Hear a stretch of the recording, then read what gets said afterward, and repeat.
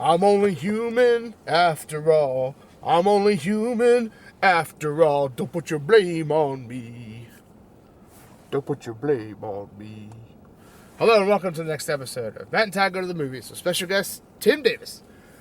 This is the podcast where all three of us went and saw a movie at our local Regal Cinema Theater, and now we're going to talk about it. In Matt's Honda Pilot, right after the movie, in the parking structure, we're going to talk about such things as: should you see this movie? Should you not see this movie? Can you bring a date? Can you bring a kid? Should you go by yourself? Do you need to pay attention to the entire movie? Or can you just slack off and snack, nap, or craft? Or do anything you want to do?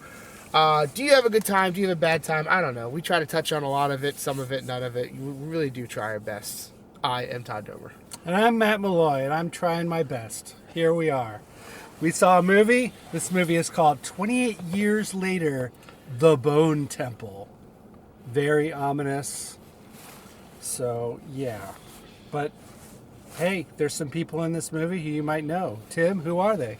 Well, we are in the fourth now movie in this franchise, and this one is a direct continuation from 28 Years Later, which we saw not too long ago. Was that 6 months ago? It's got Ray Fiennes at the center of this one. We met him in the last one, and he's the biggest name in this, most recognizable, of course. We have some other people who I would say are rising to household name status, but not there yet. Jack O'Connell is the Jimmy character who we met at the very end of 28 Years Later, and is the primary villain here, just as he was in Sinners, which is what most people would know him from. We have Alfie Williams is back as Spike, the kid from the last movie. He's run into the Jimmies and is having an unfortunate time. That's really it, I would say, for the household names. And the director this time is Nia DaCosta, who rose to fame with the Candyman remake, and as well as doing the Marvels for Marvel. Taking the reins from Danny Boyle, who's still producing these movies, but seems to be more of a supervisory role now. All right.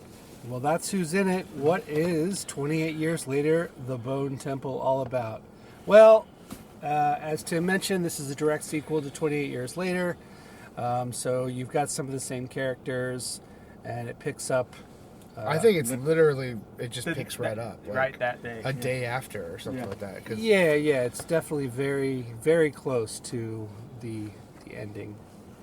So in the first movie of this trilogy, we assume it's a trilogy. That's what 28 Years Later trilogies. In the first movie, we follow this young kid around who kind of leaves home in search of help for his mother, leaves with his mother. They end up meeting up with a doctor, played by Ralph Fiennes. It's Ray Fiennes. Ray Fiennes. Yep. Thank you. Never get that right. I know, it looks like Ralph, but it's Ray. So he shows up in this one again. He is this doctor who's living in the midst of, he calls it an ossuary, basically big towers built of skulls and other bones.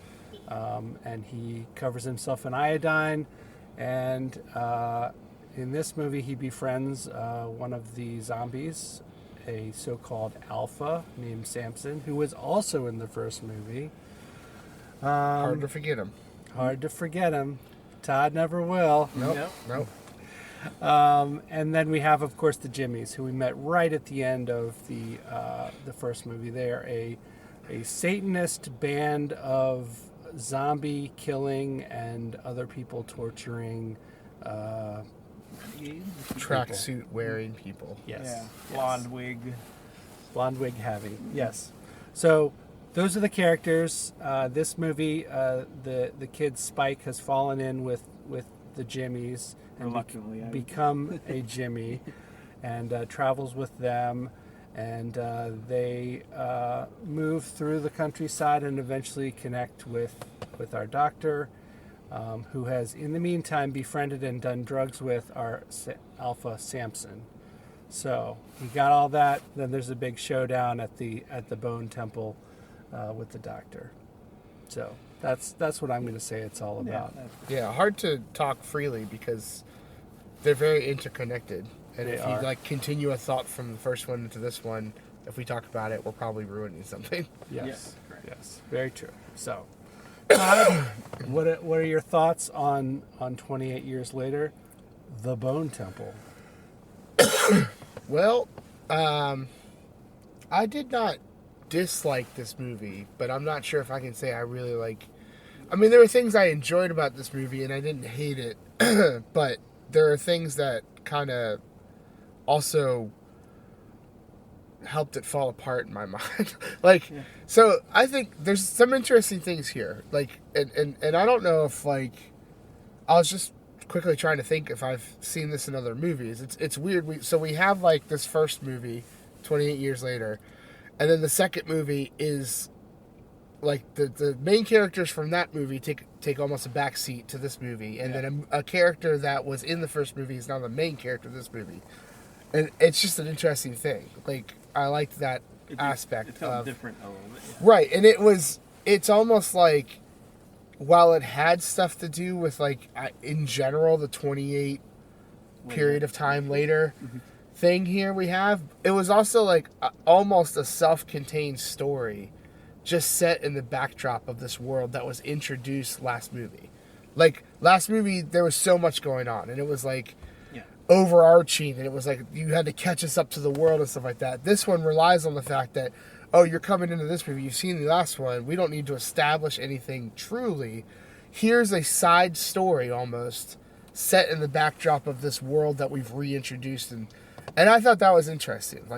I thought I thought this was a little bit more thought out about what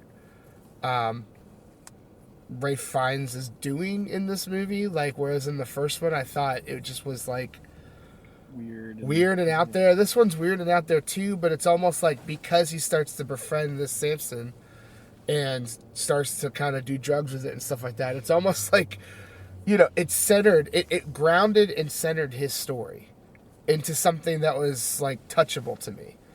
Beforehand, I was okay, for 28 years, you've been hiding in this thing, building this bone temple off of people.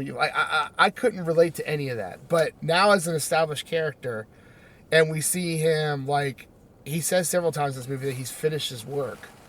And I assume it's talking about the bone temple itself. He's not working on it anymore. And it just was it freed his character up, which was an interesting character in the first one, but I couldn't relate to. It freed his character up to have a story almost about him. And for me to actually care about it and be okay, I'm getting there. I found myself fascinated with him working with the Alpha Samson, because we have had movies that have dabbled in that, or we have had movies where maybe zombies switch back or whatever, but this tackled this whole thing in a nice weird way, where it almost for the longest time it hadn't been talked about, but then he starts treating everything medically, and he's talking it through, and you're okay, I can follow all that. I was I can get behind what you're saying about what the virus does to people, things that we've never taken a step back to consider because the virus was so fast and so chaotic. And the far-fetching thing to me is that it's 28 years later and you're doing this, whereas there's been 28 years.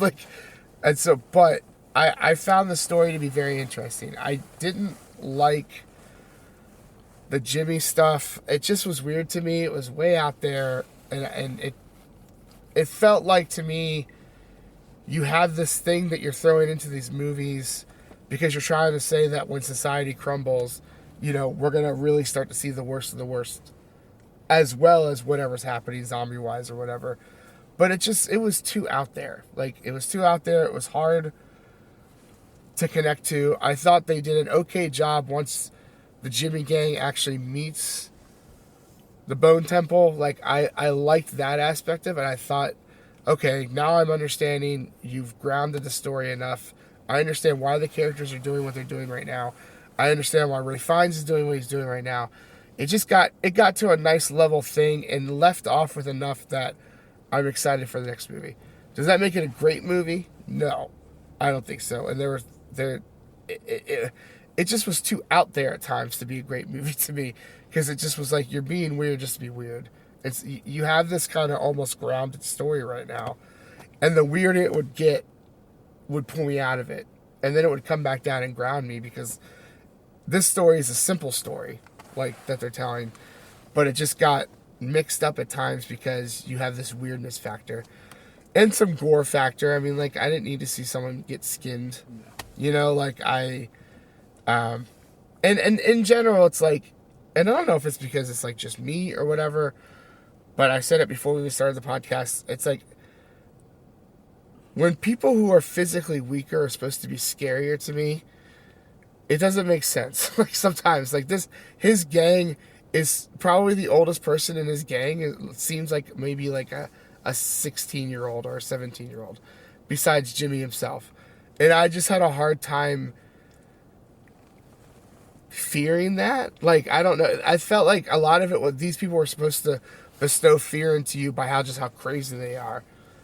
And I just kind of said to myself, I was like, yeah, put me in a room with them. All right. Like, we'll go for it. Like, I wasn't fearful at all of this group. And I felt like so much of the movie hindered on you being scared of these people. And they were too weird, too out there. It wasn't scary to me at all. So, you know, I thought as a self-contained story, it's only like an hour and a half, like, which was a great part about it. Like, it doesn't totally beat around the bush. It's like you start, you introduce, and you're off to the races of telling this self-sustained story set in this kind of presumed trilogy, which is weird, but we'll see when the next movie comes out how all that's going to happen. So I would say if you like the first one, you're probably going to like this one, so you might as well see it. I like this one better than the last one, I think, and I feel like as on its own as a movie, I felt like it was a better self-sustained movie than the first one. Not the first one all the way back, but this first new series. But if you're not into it already, or this isn't up your alley in any kind of way, I wouldn't say go see it in theaters, because you're going to see some nastiness, and maybe you want the ability to pause or fast forward or something like that. You know, this is a car that can handle gore. Who knows about yourself? Only you do. So, yeah, I mean, it's going to get an above average rating for me. I did enjoy it. It's not the greatest. I didn't hate it. And sometimes that's a win within itself nowadays for me. But, yeah, I mean, I thought the acting was good enough that I didn't think anyone really, like, took me out of the movie. Like, I thought everyone played their part well. The kids were kind of creepy, even though they weren't scary to me. So, yeah, I'm pretty babbling on at this point. I'm going to pass it off. So, Tim, what'd you think? Yeah, I think I'm inside of the same ballpark as you. Like, these movies are kind of bleak and depressing, and as a lot of the zombie genre is, and the message is almost always humanity can be just as bad as the zombies, the mindless zombie killing machines. And we've seen that lesson and message over and over. And they're not shy about it, and it's definitely the reason for the Jimmies to exist in this movie. And they are my least favorite part of the movie as well. And, you know, not to ruin 28 Years Later too much, but, like, they were the hook for this one, and I was just like, ooh, I don't know. I'm not sure. I might really want to see this sequel. But like you, I was pleasantly surprised by it in that, like you said, it was a side story that was well done and interesting, and it helps that it's Ray Fine anchoring it, because he's a great actor and, you know, was able to make this character interesting. Even in the first movie, while he was kind of more, what is going on here, he's got a pathos to him that he pulls you in, and you want to know more about what he's doing, even if you don't understand it completely. Yeah. And in this movie, like you said, we see more of, like, almost the hope he still had deep down, even after the 28 years, that, like, well, maybe we can solve this problem. And yeah, maybe, you know, I got lost in my bone templeness and honoring the dead, and maybe I can fix at least even this one zombie, and that could lead to other stuff. And I thought, yeah, like I said, as far as the overarching world, that makes it much more interesting in that, you know, if he can stumble upon this, maybe somebody else has, and maybe we'll see more of the outside world that is, you know, still out there that the last movie kind of hinted at.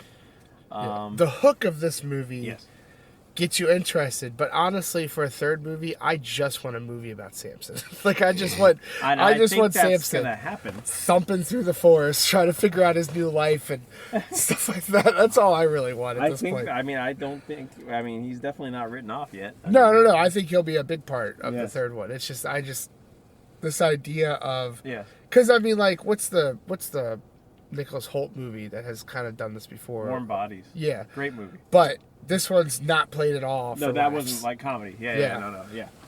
Warm Bodies was a movie I really enjoyed actually. And it's probably wrong of me to mention it specifically. Definitely not during my time, but good for Samson and his swinging hammer. That guy is packing. All you can do is applaud. Yeah, you get more of it. That guy is not shy to go down to no clothes for these movies. Mm-hmm. That actor. That one's for the ladies. Yes. Or the guys, depending on how you swing. Yeah. But yeah, no, like you said, it's an interesting movie that kept me glued to the screen. Even though I'm with you, I don't need the humans being torturing. Like I don't like torturing stuff in general usually in these movies, and like this, like that was much worse to me. I don't mind a zombie coming up and ripping your neck off or your face off because it's like, okay, that's what a zombie does. But like watching the slow torture of people is just unsettling. And I know it's meant to be, but that doesn't mean I want to watch it.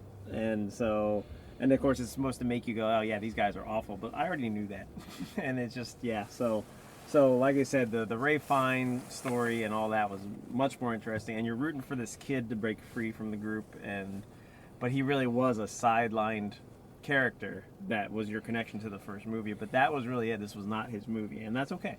I think that's why I liked it better. Yeah, I agree with you. Because I don't like him. Yeah, no, I thought it was interesting to sideline him after following He's just a crappy little kid who causes problems for everyone. And so, like you said, the acting was good for what these, this roles were to be played out. And the crazy people were crazy. Ray Fine was measured and also a little out there, but in the way that his character was. And I think I'm just going to recommend it enough. But again, with the same caveats you have of it's really for if you like 28 Years Later and you're into this world. You definitely wouldn't want to see this first. You need to see the last one and then probably at least the very first one, 28 Days Later, to get the world in your head. But I am also with you in being intrigued by the sequel much more this time. The hook on this one was, oh, okay, all right. And without spoiling it, of course. And so we'll see, what's next. Yeah, they could have taken a page out of like Marvel's book and just said Samson will return in the next movie. Oh, yeah. In black, and I'd be like, I'm there. Like, you got me. That would have been fair. Matt? So I think I'm with you guys and enjoying this. I probably even maybe enjoyed it a little more than you did. Okay. I thought this was pretty good, as a zombie movie can be. This I can for sure think this is a movie that, as I've over the next couple of years, if I've watched it like one or two more times, I will come to appreciate more. Yeah, sure. I think that has the mark of this movie, that like I'm gonna watch it and be like, you know what, I didn't notice that, or this time I didn't have to pee halfway through, or yeah. Right. Well, I mean, I agree with a lot of what you guys said. I think yes, this is a story that takes place in the landscape of a zombie overrun world, island, whatever, and that is for the better. I think the first movie really we got caught up a lot in like, okay, this village is surviving and they do this, they do that to make sure they survive and don't get overrun by zombies, and it's all about rules, and this movie throws all that out the window pretty much, and it's like, yep, there's zombies, remember what you saw before, and just roll with all the weirdness that's going to go on. Yep, try and survive. But yeah, I obviously the Jimmies are a very unlikable group in this movie. They're meant to be, but I kind of found myself enjoying their weirdness to the extent that you can enjoy. I know what you mean. The actor's committed. You can't fault that. Yeah. Yes. Once Main Jimmy lays out the Jimmies, and like once Main Jimmy kind of explained their purpose more fully what he's about, and everything. It was like I can, opposed to just the Power Rangers showing up at the end of the last movie. Right. I was just like, okay, now I see what's going on. We've got a cult leader type thing. Yeah. And it's easier to believe what he says because everyone else in his group was born after the infection. So they have no knowledge of the world before. And like how whatever he says makes zero sense and all that kind of stuff. He's this charismatic type that they're going to follow. Yeah. Right. With just enough menace that you're like, I better listen to him. Yeah. So, like I said, I really like this, and you definitely need to see, at the very least, you need to see 28 years later. Right. To know what the heck is going on, because you'll be lost. Yeah, you'll be totally lost. Totally lost. No, this one's such a direct sequel that it's not even. Yeah. You could watch it back to back, and it would just flow. With that said, I think this is a great follow-up and a better movie. Yeah, much better than I thought it would be. Totally agree. It makes it not. I'm not gonna say it's worth sitting through the first one to get to this one because I didn't hate the first one, No, but it like just wasn't. Yeah. But now it almost makes me go, okay, I see why we had to get through that to get to this. Like, Yes. You do need that one to get here. Right. Well, getting down to it, how many bleeding arteries would you give this movie? Which is just an interesting way to start a movie. Yeah, I got you in there. But I did like that. It was the knife work and all the stuff. Everything felt pretty realistic to me of how As real as you can get. a fight with a knife would go. Like instead of it being like very movie, it felt very real. Like where someone's laughing about being stabbed in the leg and then they pull the knife out and it's just the arteries hit and you're just geyser. So how many bleeding arteries would you give? 0 being the worst because you have nothing and no doctors to help you. And what's going on? 5 being the best because then you need extra help and that's a lot of blood. You definitely if you're around vampires, it makes you like the life of the party. There's just a lot of benefits to having 5 cut arteries at a time. Yes. So in Matt? this world. Yeah, so like I said, I did like this one quite a bit, and I'm going to go with 3.8 bleeding arteries out of 5. So that's where I land. I say go see it and enjoy it, and yeah, that's what I got. Tim? Yeah, like I said earlier, with the caveats of the unsettlingness of some of this movie and the blood and gore you get from a zombie movie with maybe some depravity. If that bothers you, I'd say clearly measure yourself as far as if you want to watch this or not.